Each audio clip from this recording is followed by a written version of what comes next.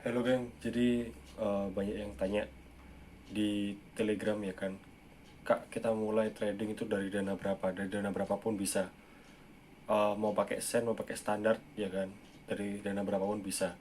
Meskipun kalian punya modal sekitar 100.000 dan kalian berusaha untuk trading kan bisa, cuma terlalu riskan.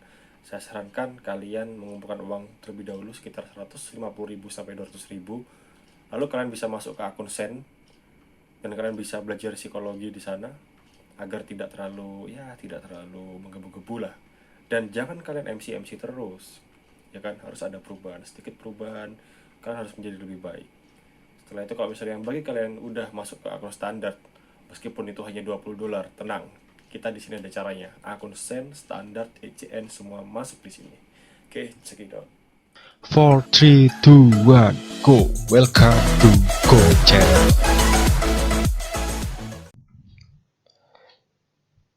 Oke, bismillahirrahmanirrahim. Assalamualaikum warahmatullahi wabarakatuh. Sugeng Rahayu buat semuanya. Perkenalkan, nama saya Hargo Hari Pamudia. Di sini saya akan sedikit berbagi tentang analisis menggunakan indikator BBMA dan juga ditambah dengan stokastik. Jadi analisa ini sebenarnya analisa basic yang saya dapatkan gratis juga, lalu saya sebarluaskan secara gratis juga. Cara ini lumayan ya, tidak menjamin secara 100%, tapi bisa dibilang di atas dari 90% lah bisa mendapatkan untung dari cara ini. Nah, apa aja yang perlu dipersiapkan? Jadi yang perlu dipersiapkan yaitu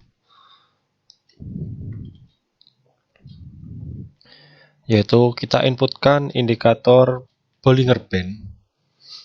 Kita butuh 3 indikator Bollinger Band di sini dan juga 2 indikator stokastik. Oke, kita akan input satu-satu untuk settingannya. Jadi settingannya sudah saya sesuaikan. Untuk ya sebenarnya tujuannya untuk mencari sinyal-sinyal yang mana bisa dibaca dengan mudah ya, dan tidak urung sinyal lah. Ibarat kita nggak ketipu sama sinyal yang akan diberikan. Untuk broker ini bisa pakai broker apapun. Jadi ya lumayan bisa untuk pertimbangan untuk menggunakan cara ini. Oke, kita hapus terlebih dahulu. Kita hapus semuanya. Dan nanti di sini akan saya ajarkan juga bagaimana cara membaca sinyalnya juga. Oke, kita mulai dari awal, yaitu kita membutuhkan Bollinger Band. Kita tinggal buka insert indikator Bollinger Band. Nah, di sini silahkan dimasukkan inputan seperti yang sudah saya setting ya. Jadi saya membutuhkan 20, 2,3 untuk selisihnya, deviation. Setelah itu untuk pergeserannya tetap 0. Apply-nya kita pilih close. Ini warnanya ya terserah lah. Saya ingin agak cerah, agak tebal sedikit. Kita keluar, kita inputkan lagi Bollinger Band lagi. Kita butuh 3 Bollinger Band di sini. Setelah itu kita inputkan yang diganti ini. Selisihnya aja 2,1. Nah, setelah itu ini warnanya menyesuaikan aja ya.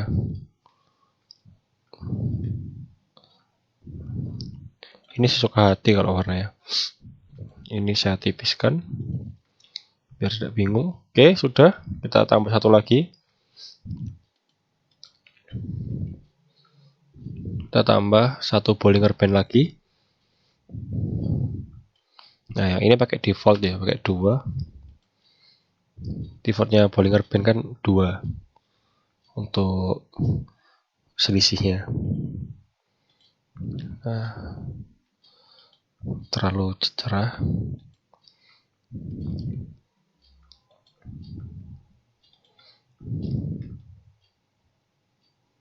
Ya, cukup. Oke, sudah ya. Lalu apa lagi yang kita butuhkan? Yaitu kita membutuhkan satu indikator lagi. Nah, namanya stochastic oscillator. Ini kita butuh 2 stochastic ya untuk lebih akurat lagi. Nah, yang pertama kita pakai default. Default seperti ini settingannya. Nah, warnanya menyesuaikan lah ya warnanya. Ya, ini agak feminim, oke lah, nggak apa-apa. Setelah itu levelnya. Nah, ini settingan untuk levelnya. 5, 95, 15, 85. Kalau misalnya butuh lagi agak aman, ini diinputkan 50. 50 untuk cut profit.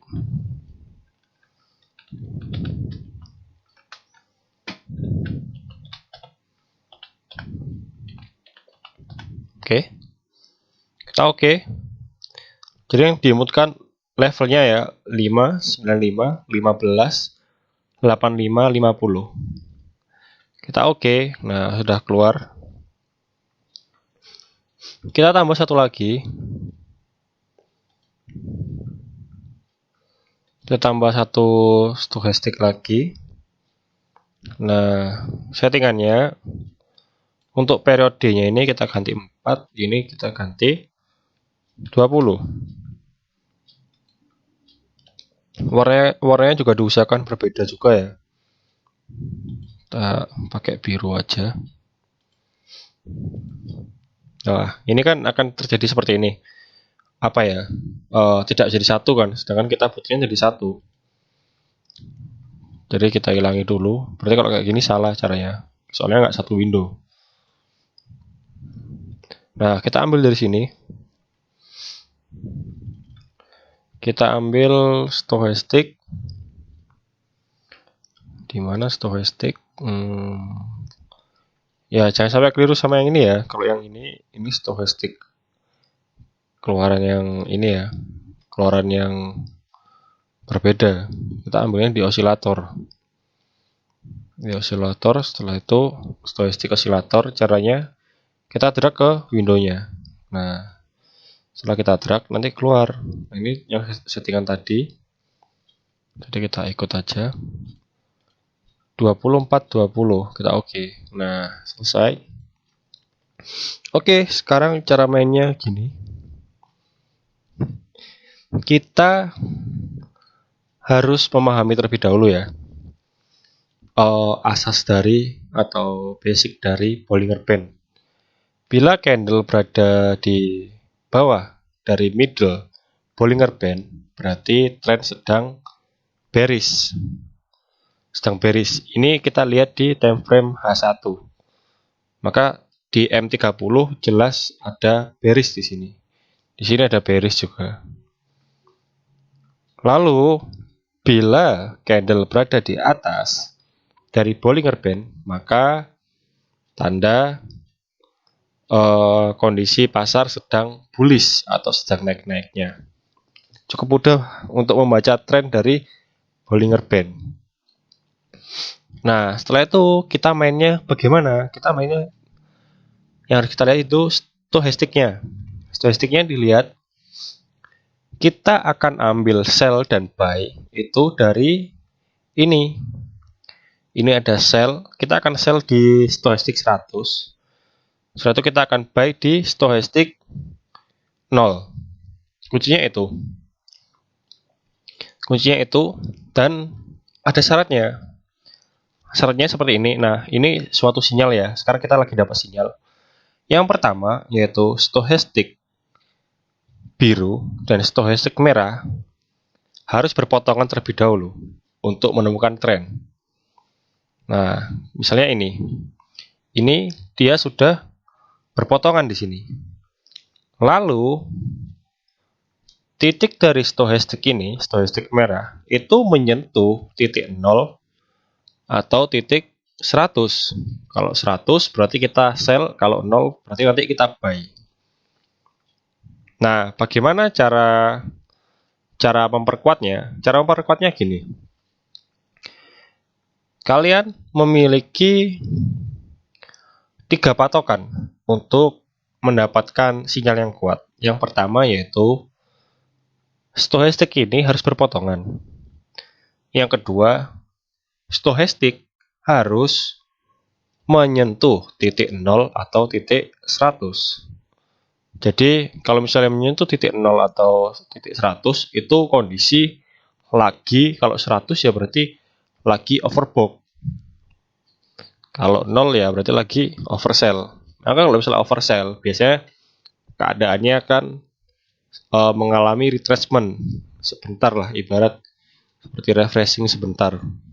Akan naik, setelah itu akan turun lagi. Yang ketiga, yaitu candle dari market itu harus menembus Bollinger terluar. Entah itu menembus ke atas atau ke bawah. Contoh gini. Ini kita sudah dapat sinyal, ya kan? Ini sinyal kuat. Yang pertama, stochastic sudah berpotongan. Yang kedua, stochastic sudah menyentuh nilai 100, berarti lagi overbought dan bakal turun trennya turun menjadi sell.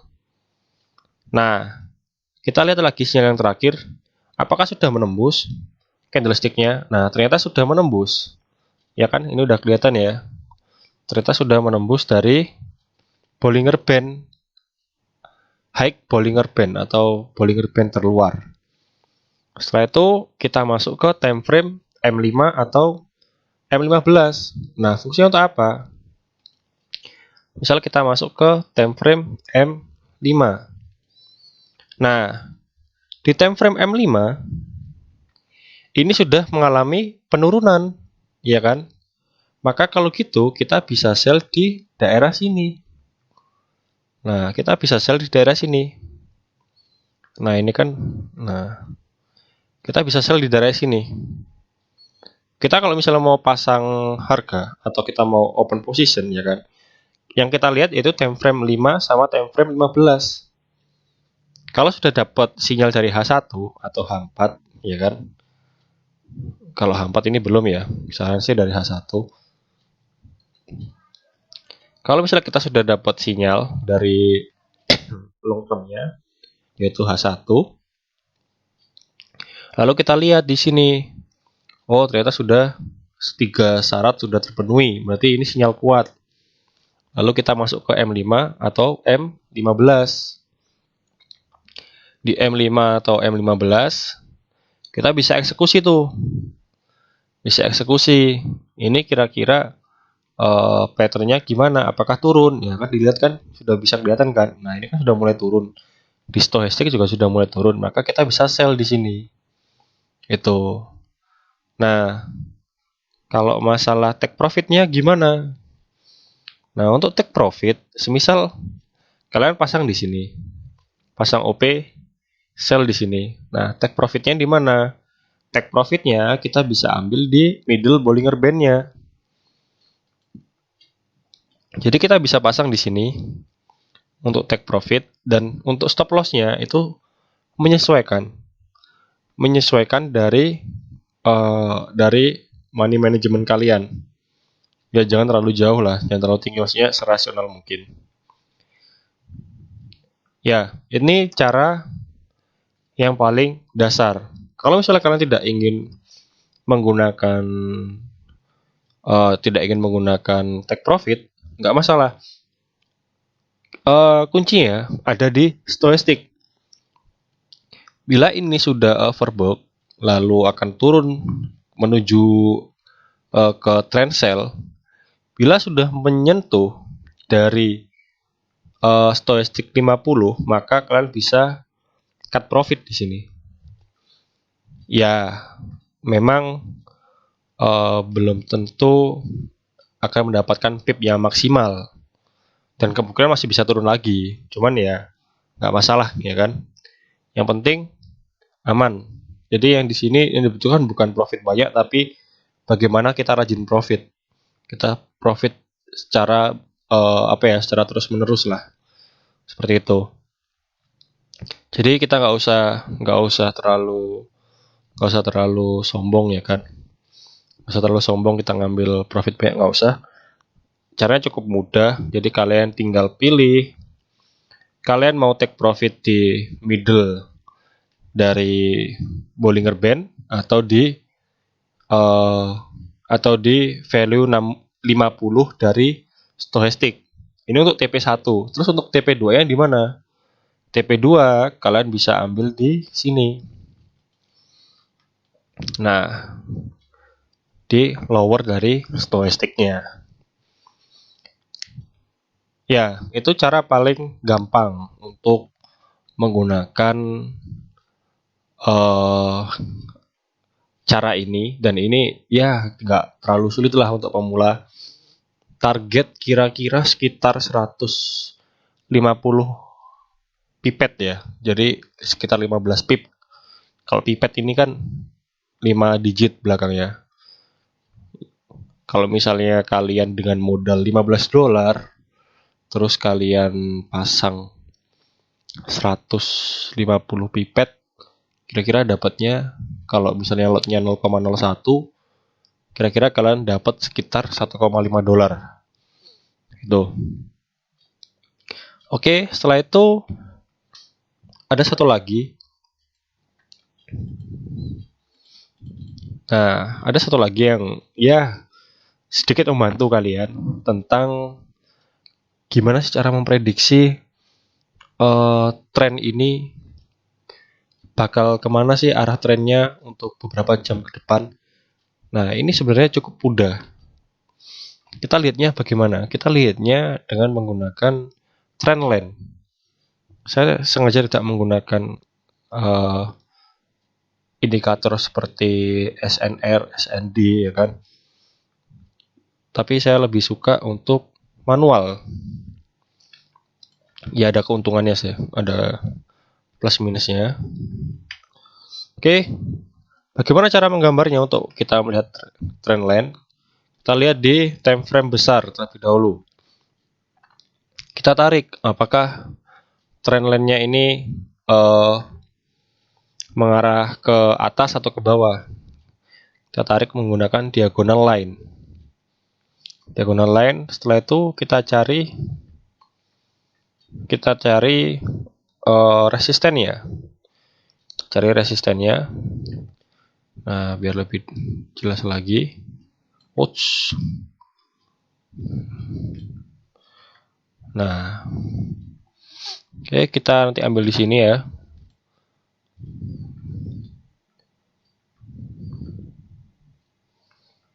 Nah, setelah itu saya pasangkan di sini.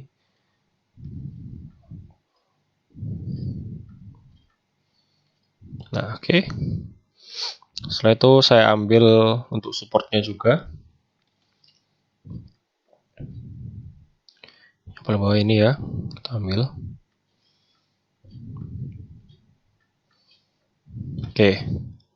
Oke, selesai. Nah, setelah itu kita sudah menggambar ini. Kita bakal cari lagi untuk resisten trennya juga. Nah, oke. Jadi prediksinya begini.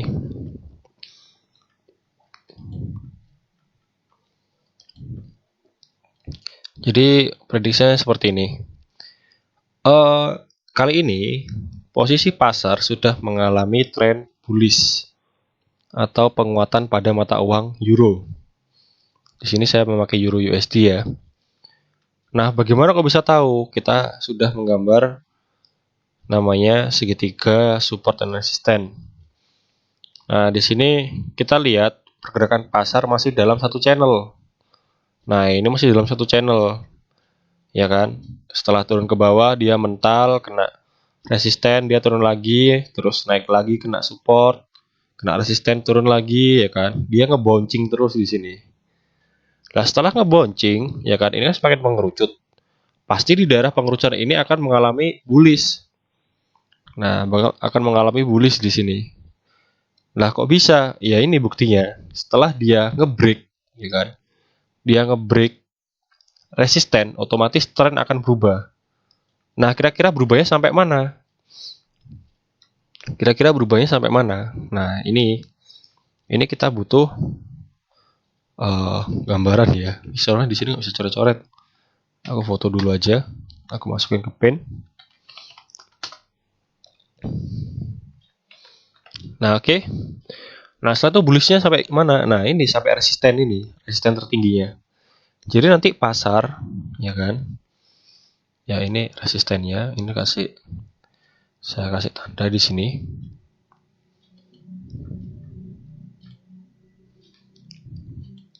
Oke. Jadi nanti pasar akan naik. Ini kan dia kan sudah turun ya kan? Dia nanti akan turun. Turun sampai di sini. Jadi kira-kira nanti gini. Akan turun terlebih dahulu. Nah, setelah itu dia akan naik.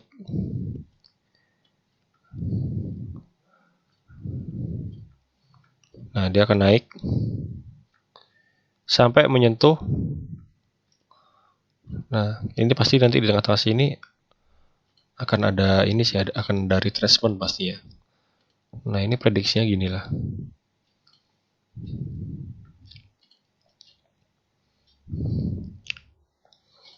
Nah, akan terus naik hingga menyentuh dari resisten di minggu sebelumnya. Ya, ini minggu sebelumnya ya, ini week kemarin. Sampai menyentuh ini.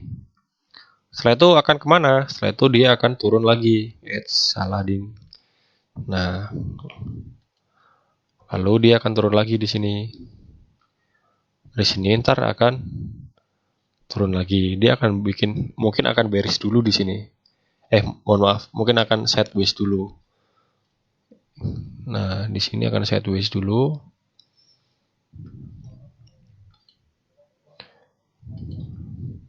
Sideways.